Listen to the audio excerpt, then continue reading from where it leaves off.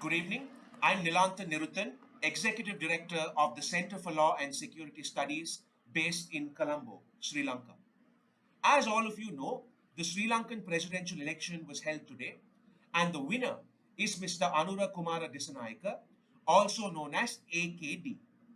This has created a lot of media discourse, as expected, and also international media discourse. And while most of these discussions are accurate, I find there to be many misconceptions and inconsistencies in some of these narratives as well. I'm referring more specifically to the idea that I see being pushed in many parts of the international media that AKD, simply because he's a Marxist, will now push Sri Lanka towards a pro Beijing direction and that New Delhi will be sidelined.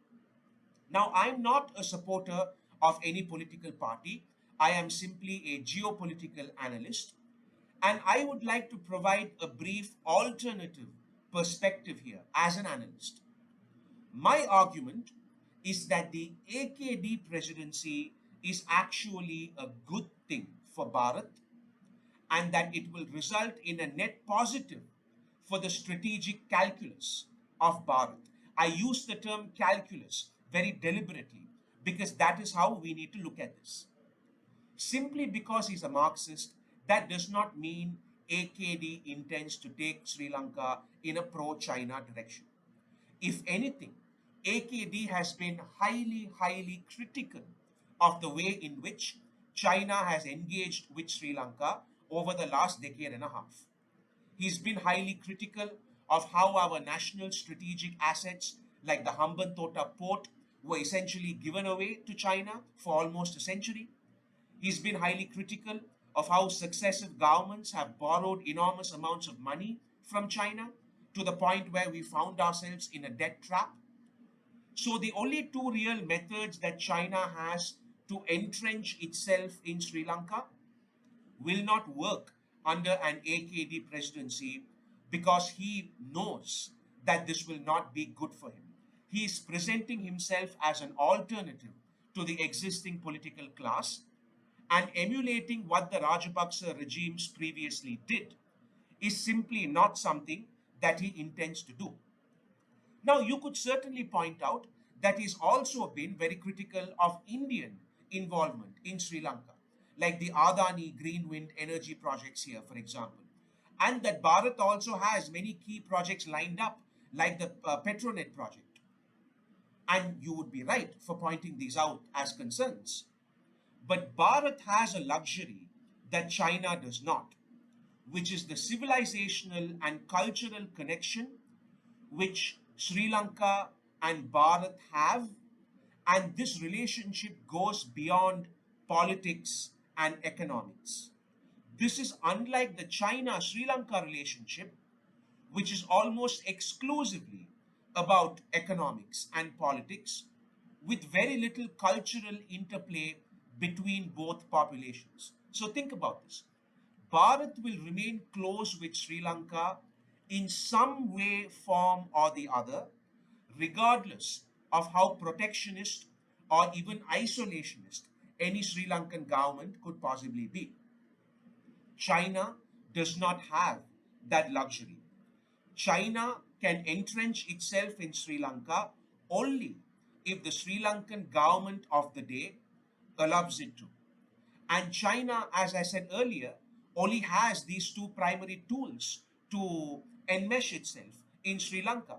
They either need the regime to start borrowing from them heavily, or they need the regime to ask China to build huge infrastructure projects in strategic locations.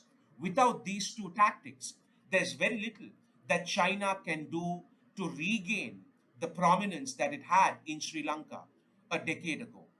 And under an AKD presidency, both these weapons are neutralized.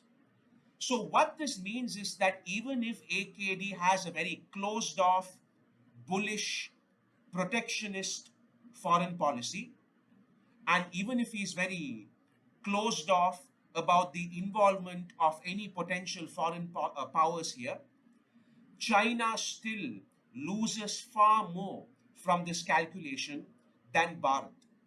So, no matter which way his foreign policy goes, Bharat still emerges in some senses as a net winner of the geopolitical equation. Even if the bilateral relationship between Colombo and New Delhi goes south, for example, because of a protectionist president, China will lose out much more because of that same protectionist mindset. So, the macro strategic requirement of containing the influence of China in Sri Lanka is still fulfilled successfully, even if AKD comes to power. We also need to consider that economically, AKD's plans fit in very neatly for an Indo Sri Lanka partnership. I'll give you two examples. Two key pillars of AKD's economic policy are to boost tourism and to create jobs in the IT sector. He wants to boost the level of tourism to about 4 million tourists visiting Sri Lanka every year. Last year, for example, we had about 1.5 million. So he's looking to almost triple that amount. This will obviously not be possible without New Delhi's help because Bharat is our closest neighbor. Bharat is the most populous country in the world, and Indians are already the largest tourist group visiting Sri Lanka every year.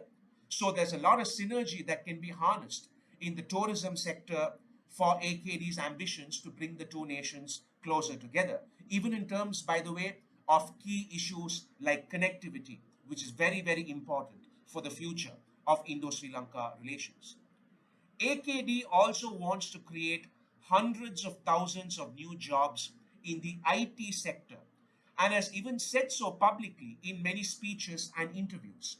And as we all know, what better partner to work with in terms of creating an IT employment boom in your economy than Bharat, which is essentially the most prominent example of a country being able to do this successfully.